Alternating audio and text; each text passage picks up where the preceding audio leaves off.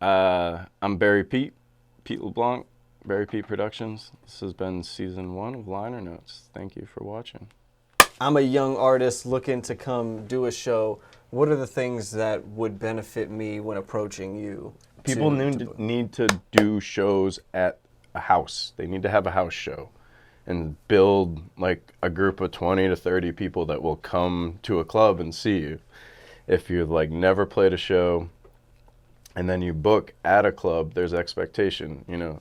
Whether or not it's in writing, say I book you and I don't put any pressure on you to sell tickets, or like, you know, it's an off night, I'm not too worried about like who comes. I'm not putting pressure on you, but if that night sucks sales wise, then I'm getting pressure on me from management, ownership, like, hey, why didn't, you know, we did $50 in sales, like. And it's not all about money, but it's like, if you're doing something at a club that's restaurant oriented, it is about money. Like, the owners and the investors probably aren't musicians. They're not like me. They're like, don't see the bigger picture. So like, you really like need to build a group of people that will come and see you. It's like, it's really important. People are always like, oh, well, you only book so-and-so or so-and-so, or you only book your friends. And I'm like, no, I book people. That's why I book so many different kinds of music, is because if they show me that they can bring 100 people out, I'm going to book them consistently, you know?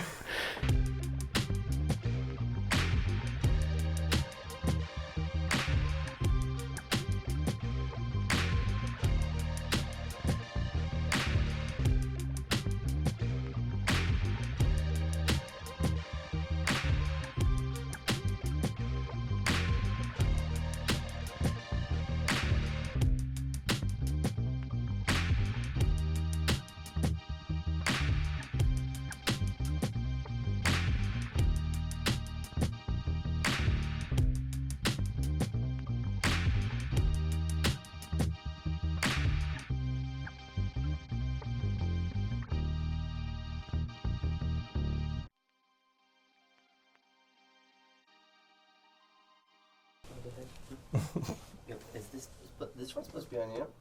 Yeah, Ian's going to set it up, yeah. Well, no, it's going to be set up on the guest. No, it's on the guest. We're good. Okay. Yeah, we're good. Is this what it looks like when you set up stuff? Like when you're doing productions? Yeah, I don't even tape things anymore, man. It's just a mess. Yeah, it's a whole different beast. Like when you're doing like live setup, you said you wake up and you try to get over there sometimes by like 11. Like how long does it take you to set up? It depends how many people talk to me. That's like a constant struggle, you know, because I like roll into a place to set up and there's like 3 people that are like, have questions about the night. And then there's like some random dude who's been trying to track me down, and I'm like, don't tell them that I'm here. Tell them to email me, please. I got you. You know, because every time you stop, it's like 5-10 minutes, and then a task that should only take 20 takes an hour because you've just been... Is there any way to navigate around those? I just put my head down and look really serious. Don't smile. I've heard that some people like put on headphones in the trains just so they don't have to talk to people. Yeah. It's the same kind of vibe. Yeah, kind of, except I have to be hearing, you know. I do have some nice noise canceling headphones, maybe that, now that it's not so hot, that could be an option. Bring those back out.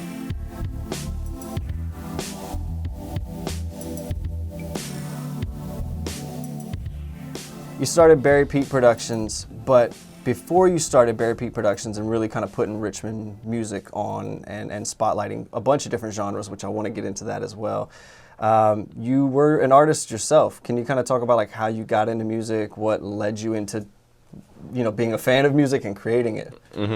I started playing saxophone when I was 10. I didn't really, I think I saw George Thorogood and the Destroyers when I was a little kid with my dad, and they get a saxophone player. I'm guessing that's what inspired me to play it, because no one in my family is a musician, so it's kind of... How did the lessons come up if nobody else was a musician? I just, like, we had a band day, and they brought in all the instruments, and I was like, I want to play that one. And I told my mom when I got home, and she rented one for me, and I stuck with it all through high school. I started playing in a punk rock band when I was like 14, and we played bars in Worcester. That was a trip, because all the band members were like seniors, so they were all like getting ready to graduate, and I was like freshman. 14-year-old, 5 X's all over. Playing You can only stand right here with your saxophone. Yeah. So there was like a lot of restrictions on you because you were young? Yeah, because like, I was really young. We were all underage playing in bars, but like at least they like looked kind of the part, Somebody walks in, they're not going to stand out as abruptly. Did your parents have to be with you when you played and things like that? No, it was never like that. I mean, I started performing just in like concert bands when I was a little younger than that, but that was like my first like, okay, music is like really cool, I think I went through a phase when I was in middle school where like it just didn't feel cool to play the saxophone, The cool things were like guitar. I mean, Sure. Nirvana was, I was in 7th and 8th grade in like 94 and 95, so like Nirvana was huge and grunge, and like that's what all my friends were into, so they were like, why do you carry this huge piece of metal around?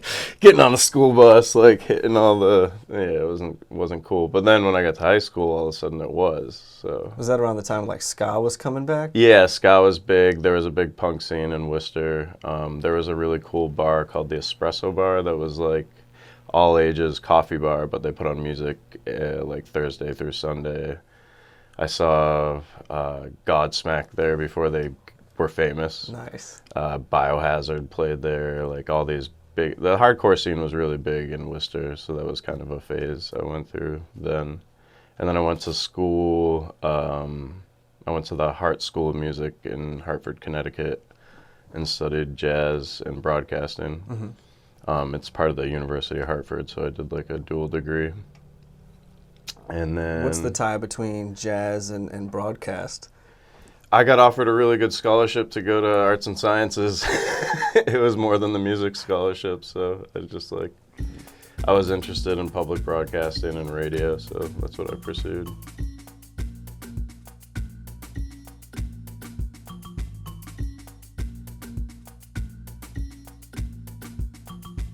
I did read up, and I found that you did a little bit of traveling for your music career as well.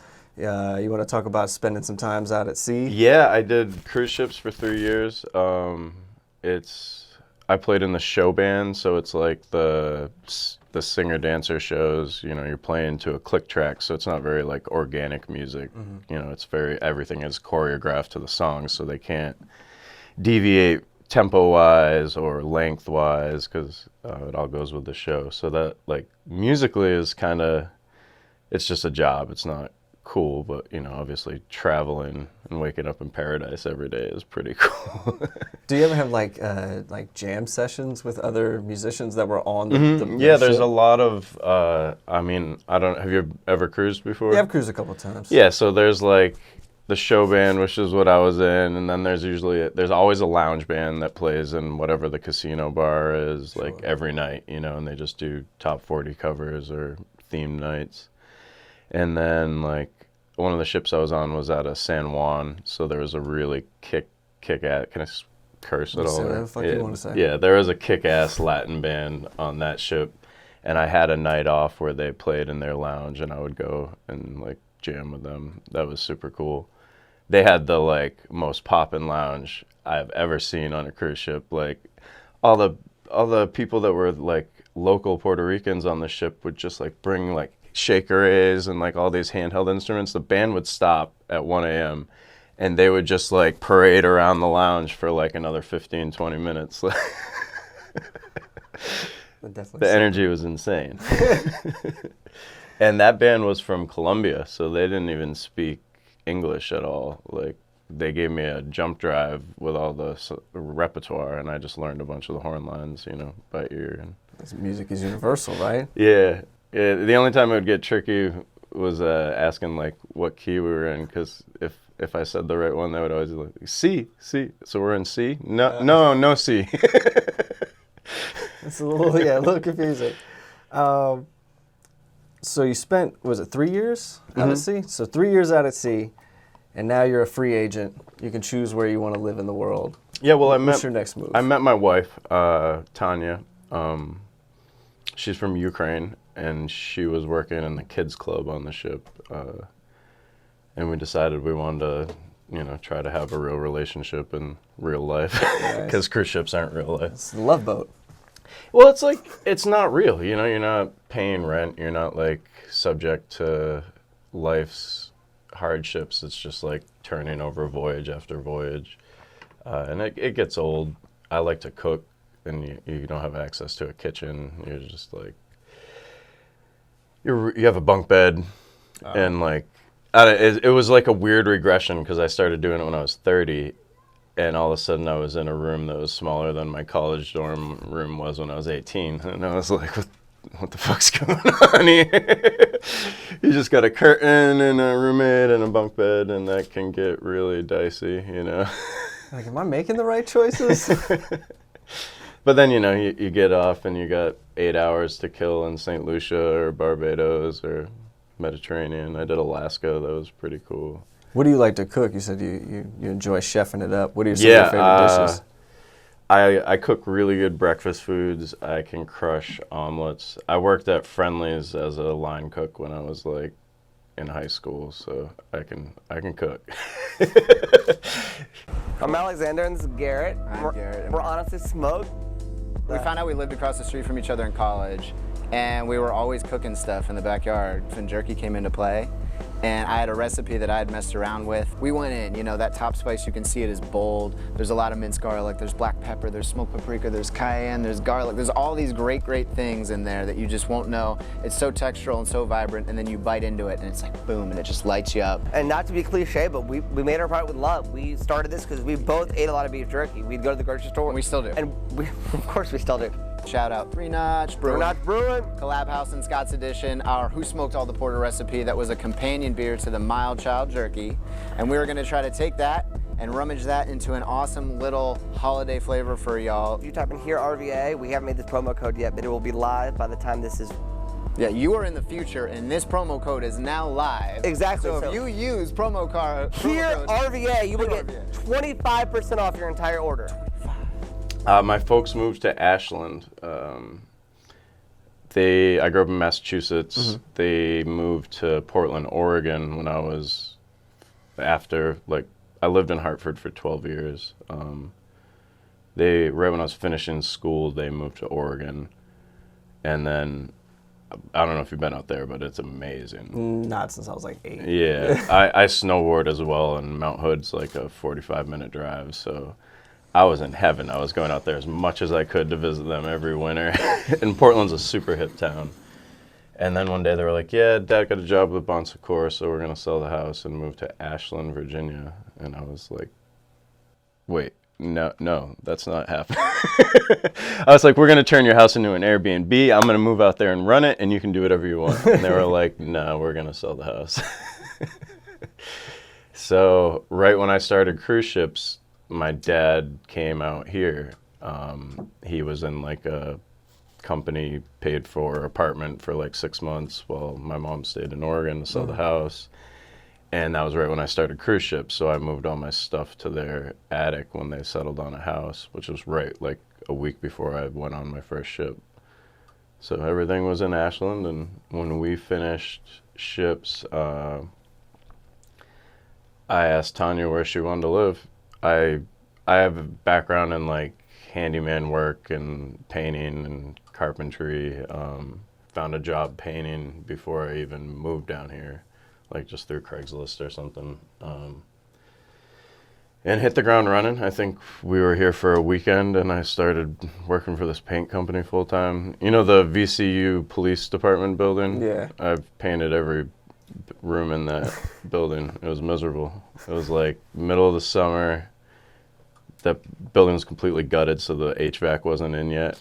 And, it's just the windows don't open. It's like good work.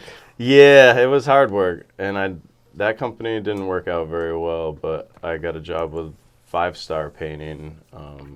They're a company in Richmond that does like just apartment turns pretty much. And I worked with them for like 2.5 years. And then we were waiting for Tanya's green card to come through forever, and she didn't have a work permit. So I was just busting ass. Like, I was doing like 50 to 60 hours a week painting. And then I got the job at Hoff and started working in the kitchen on Saturdays and Sundays. So I was working 7 days a week for almost a year. And what year is this? That was a grind. That was 2017 and 18. Wow. Yeah. And I did that. I worked every Saturday and Sunday, open to close on the Hoff for like, I don't know, 4 months. The whole summer. And after that, I started talking to the GM about how I wanted to put on shows a little bit, and he saw my dedication and started listening, you know. What made you want to put on shows? Because you come to Richmond, you're a musician, but I'm assuming that you don't really have any connections No, I in the had area. no connections. I was not in a great musical space at that point. I mean, we had no money, and we moved down here in June of 16. From June to New Year's, we're living in like a in-law apartment that's part of my parents' house in Ashland. God bless Tanya, man. Like, she just came to the States where, like, I'm broke. She's got no license. She's never driven a car in her life. My parents live in the sticks. It's like half-mile dirt driveway, you know. You can't really bike on like Sliding Hill Road or something. I don't know. But so she was just stuck out in the woods every day. She was a trooper. Yeah, and then, you know, that's why I started working so much, because we got an apartment and moved to Richmond. And then I had met Gabriel Santa Maria. I don't know if you know him. Heard of him, never met him. He's a killing bass player and writer. I met him like the first week in 2012 before I went to my first ship. I was like looking for music, walking around, and he was playing at City Dogs with his brothers, and they were playing like a Red Hot Chili Peppers song, and I like poked my head in. They were like, yeah, we're playing here tomorrow. So I brought my horn and sat in with them. And, Nice. Yeah. And then like whenever because you go out on the ships for like 6 to 8 months, and then you usually get like 4 to 6 weeks off. And then you go back out for another contract. It depends how hard you want to hustle, but they make you take at least 4 weeks off because they don't want you to get like go postal on the ship or anything. I think avoiding that is probably a benefit to everybody. Yeah, so 2012 to 2015, I think, was when we stopped doing the cruise ships. I was in Richmond for 3 to 4 weeks at a time. Okay. And I would always hit up Gabe and sit in with whatever band he was doing. And then I don't know, there was one night where he posted something about playing at Sullivan's with Dance Candy, and I was like, there was one weekend we went out when we were still in Ashland and like really broke, but like I had bought, the Whalers were playing at the National, and Jawala Collective was opening for him, and I bought tickets, and then that same weekend Gabe had posted that he was playing at the Camel with Sam Reed. But I didn't know who Sam was at the time, so like I was like, whatever, we're going out this weekend. We're gonna have fun. I bought like a little bit of weed from someone I hadn't smoked in like months because I was broke. You're ready.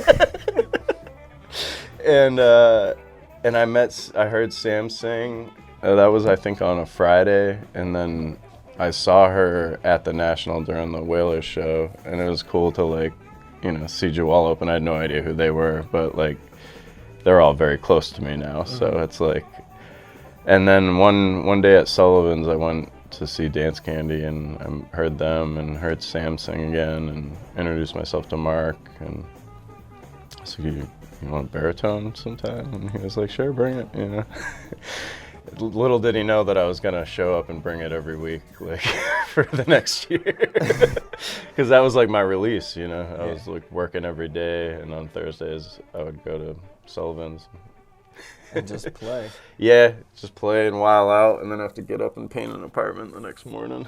That's okay though, because you were building towards something. So now you've kind of built. You've built friendships, some connections in the music industry for a few years. You're at the Hoff. You're in the kitchen. You want to start putting on live shows. How did you go about starting that process, collecting the equipment? Like, what was all that like? They were doing music a little bit, but it didn't really have a direction.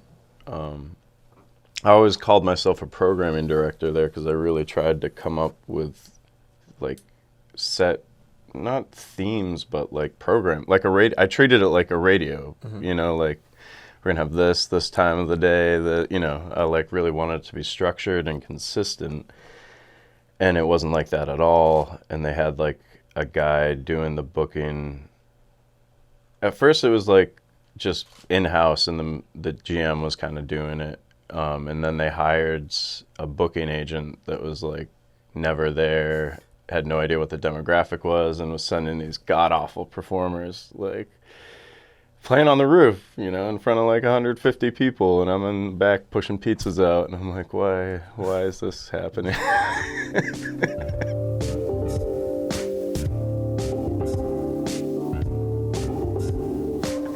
So what was your first show that you put together?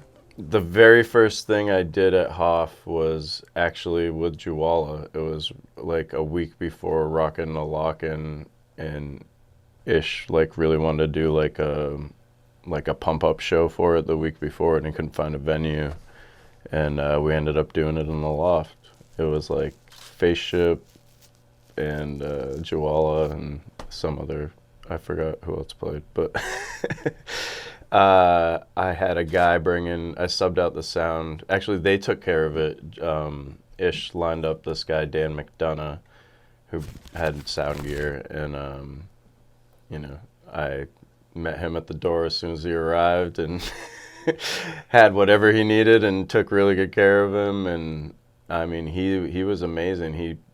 He came and did that show, and then I started the next month a series called Finally Friday, the last Friday of every month. I had been working on starting it with the GM before the Juwala show got lined up, and like it just happened like that. But the Juwala show was cool. I bartended it. I was the only bartender up there, and you know, it was free, so we didn't have like a door guy or anything, and Dan did sound. It was a good time. And then I had him do sound for the first 2 or 3 Finally Fridays. He started getting really busy. He's like, I can't do this next show. And he did sound for the open mic at Carey Street on Tuesdays at that time. Okay. So I just shadowed him. I would show up in my paint clothes, like straight from paint to Carey Street, help him set up, watch him mix for a half hour, go home and sleep. And every Tuesday I did that for like 2 months, and that's how I learned how to do sound, like between shadowing him and then subsequently being in the darkroom every night for a whole year, you know. Mixing whatever. Yeah, and mixing whatever is right, because you had because there was no darkroom when we started at the Hoff. What was it? That was Uzerv, the UZURVA. It's like a tech group, and they do ride sharing, or they used to. I don't know if they still do, since Uber and Lyft are so big much now. better served as the darkroom, I think. Yeah, it was office spaces, and there was no stage or anything.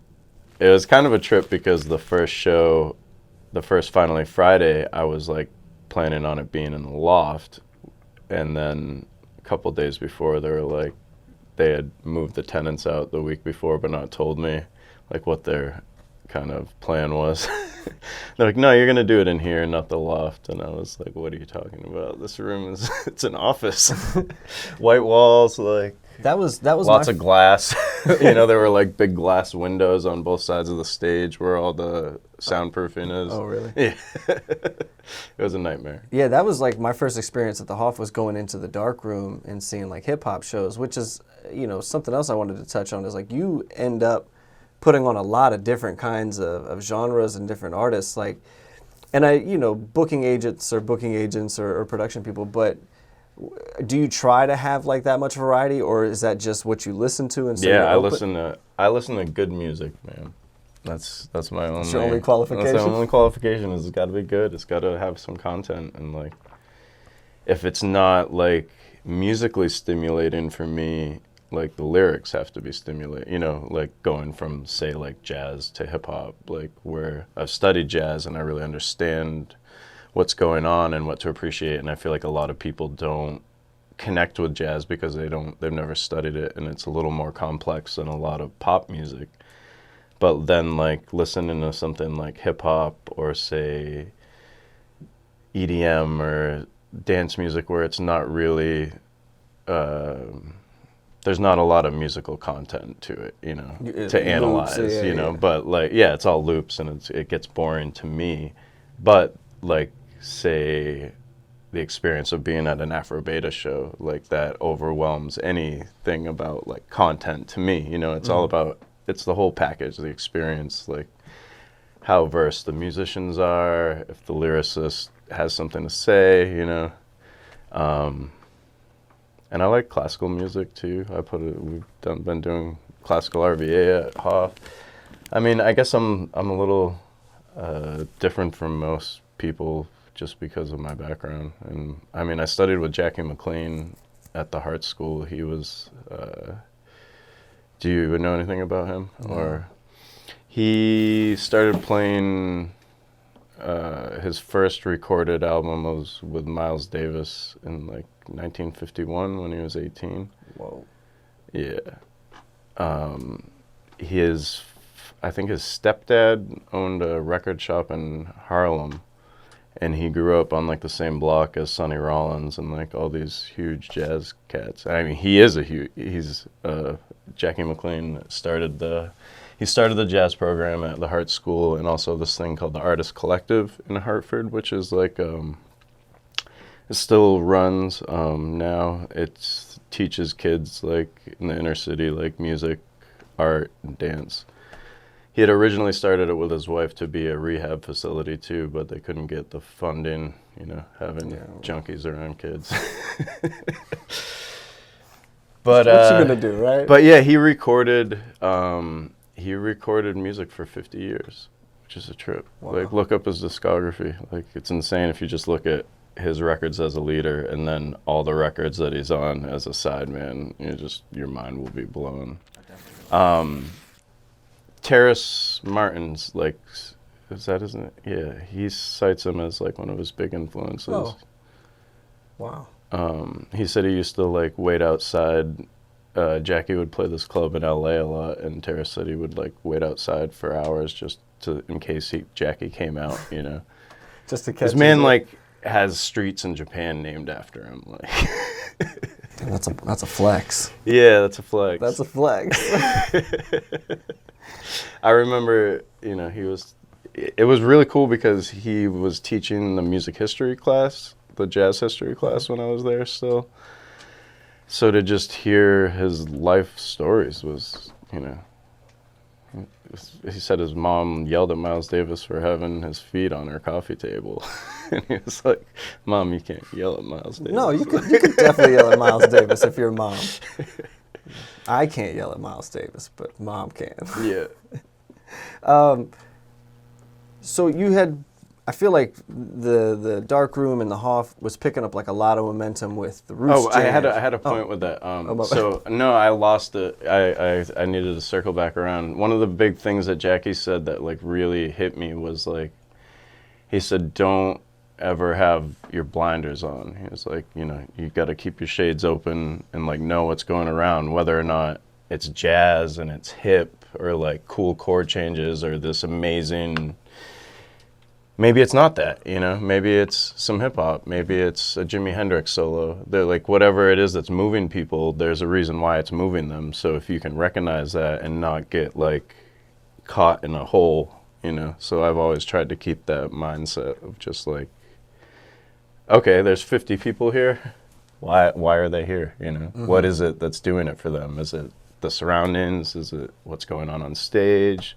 Is it just a buzz? Is it because an influencer said you should be here tonight, so they're here, you know, and they don't even know why they're here? Because it, like... With that analytical look on things, like, how do you use that knowledge when you're creating these events, creating these experiences for people, these shows? Well, that's just the kind of the dice roll. You know, I don't know how it's gonna go. There's like, things are really weird right now. Like,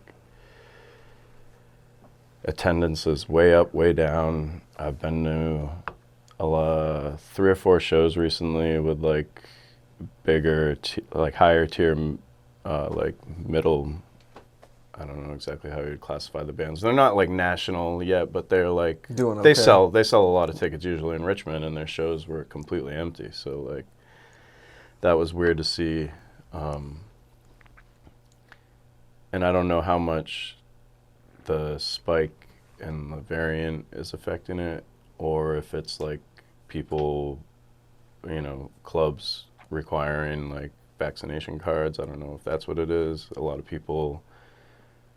I've been really surprised how many people aren't vaxxed that I thought were, you know. And the fact that like people are like making fake vax cards is just like, oh my God. It will fake anything, that's for sure. Yeah, but humans will fake anything. You know, this is my livelihood. Yeah. Like, last year was really hard.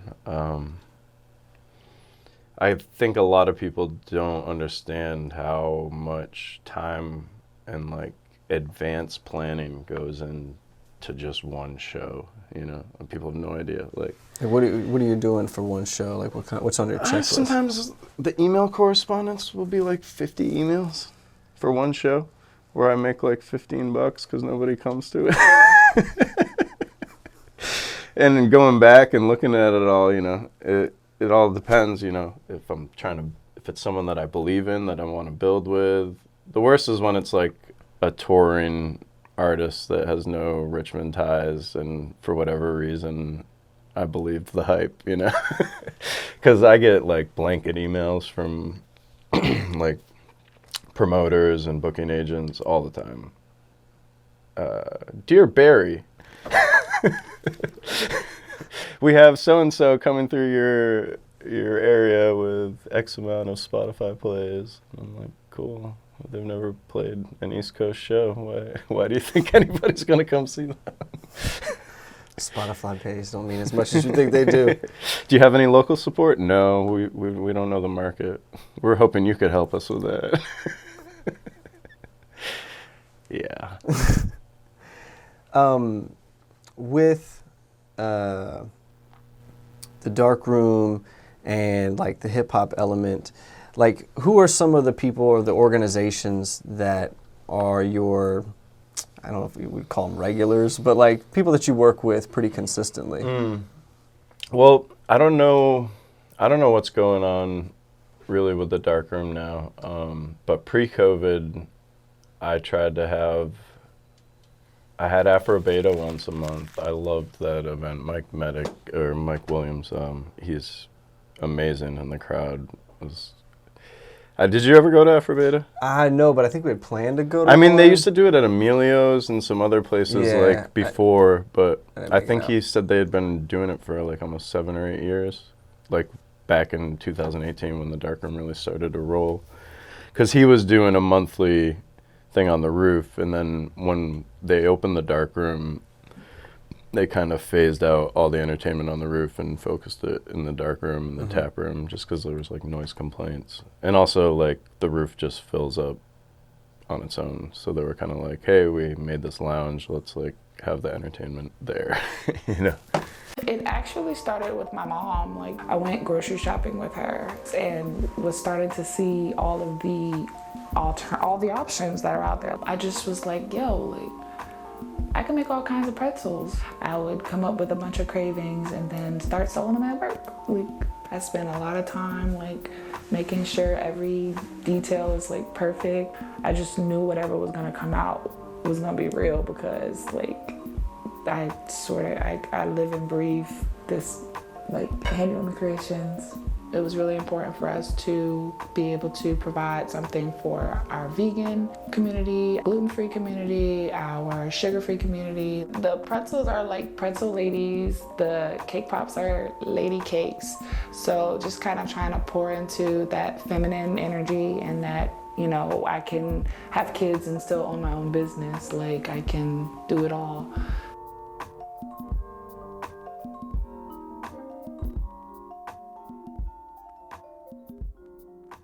if you had the choice? Like if on any given night, it's like, all right, you can go see something in Richmond. You get to book the lineup. What's your lineup? Of Richmond bands or like? Yeah, let's go. I mean, we'll say Virginia. Let's open it up. Let's go a little wider. And you can have one national artist as a guest, just for the fun of it. At like, what's the venue say? So the venue. Okay. So we're talking 800 people. 800 people. 800 people. Okay, so like mainline kind of. Sure. Yeah. Outdoors. Say I like mainline, but on a Friday, not on a Monday or a Tuesday. We're gonna go Friday, prime time. They only let me book there on Mondays and Tuesdays. It's like, ugh, come on. Well, in this hypothetical situation, you can book It's on a Friday. Friday. Or even a Saturday. Yeah, even all a day Saturday. thing. You know? Could be a 2-day event. Start in the afternoon. Shoot. It's up to you. Well, you know, my favorites are Butcher Brown. I mean, shoot. One of the days would be centered around Butch, and I don't know if I could have one national act. I just want. It's crazy. One of my best friends when I was at the Hart School was this. I'm waiting in line for the audition, like 18, and the dude right in front of me has like a Charlie Parker omnibook. It's like a book of all of Charlie Parker's solos, like transcribed out. It's like, you know, you start on that when you're in high school to start really getting like bebop language. So it's like, oh, this guy's like, must be auditioning for jazz, cool. And then he had a Giants jacket on, so I was like, I played football in high school. I love football. I'm like a foot too short and a couple steps too slow to really, like, I got scouted to play in college, and I went to 2 combines, and everybody was like a foot and a half taller than me, and like warming up with my bench, like warming up with my max, you know. It was a wake-up call for you. Yeah, I mean, I was a captain of my team, and I was pretty quick, but in high school, the big kids are kind of uncoordinated and a little slow, and occasionally there's one that's like has it together, but in college, it's only that one that has it together that goes, you know. So I was like, I'm gonna not break my body. So that's the other reason why I went to the Hart School, was because Jackie was there and because there was no football team at the University of Hartford, so I knew I wouldn't be tempted to like walk on. Someone almost talked me into playing lacrosse, and I was like, it's kind of similar. Yeah, you get to hit and body check and run.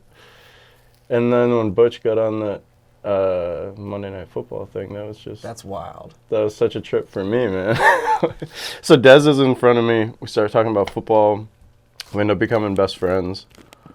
And he is hands down the most amazing bass player I've ever had the privilege of playing with and probably listening to. He's like first call in New York now. But he just joined Trey Anastasio's band playing bass for Tab, and they played in Charlottesville on Wednesday, and I went to see him. Holy shit. I would definitely have Trey like be the national headliner, especially because it would get Dez in Richmond. So let's see, Butcher Brown, Dez, Trey Anastasio band, and I would definitely have, I love DJ Williams, try to get Radio B on it too. Nice. Maybe Michael Millions, that would be cool. All right, well, I'm there. If you book that show, I'm there. Yeah, I mean, I would have every genre that I could. I love Honest Debts. Those guys are amazing. I don't know if you've checked them out. Yeah.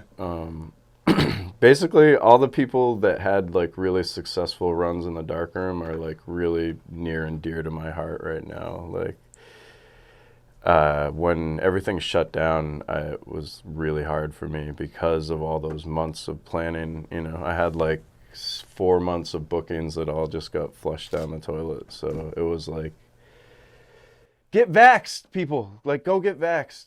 I don't want to have that shit happen again. Like.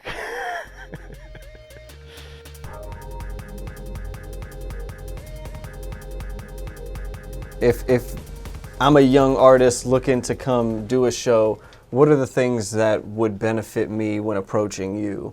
People need to do shows at a house. They need to have a house show and build like a group of 20 to 30 people that will come to a club and see you. If you've like never played a show, and then you book at a club, there's expectation, you know. Whether or not it's in writing, say I book you and I don't put any pressure on you to sell tickets, or like, you know, it's an off night, I'm not too worried about like who comes.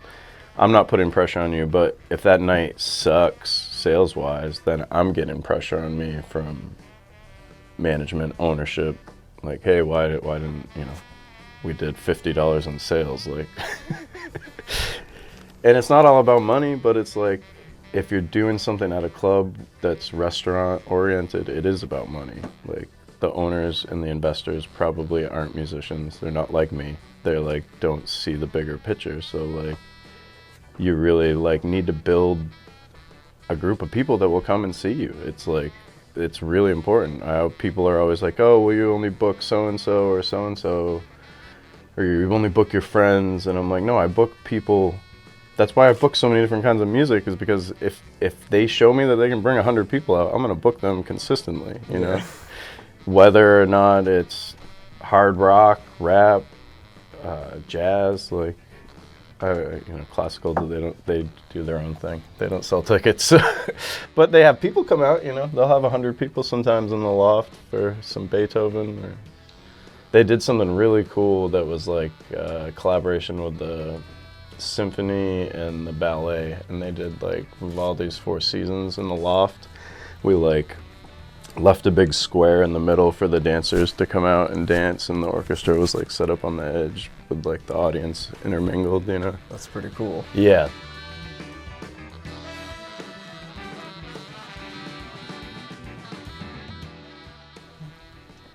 That's all the questions that I got. You guys got any questions? Okay, what you got? It's a fun one. But you were talking about enjoying making breakfast. But if you go out, like, is there a spot that you're trying to replicate, like how they make like their eggs or their pancakes? Like, Nah, my dad made like the best pancakes growing up. So yeah, it's my mom too. yeah, I like. Her.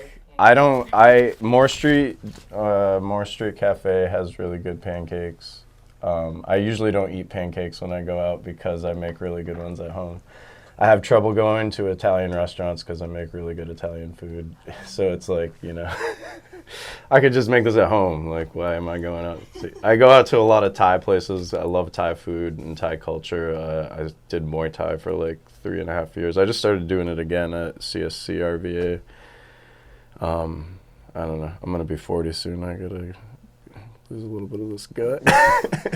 You gotta stay active. Yeah, my wife teaches yoga and has an impeccable body, so it's like, the pressure's on me, man.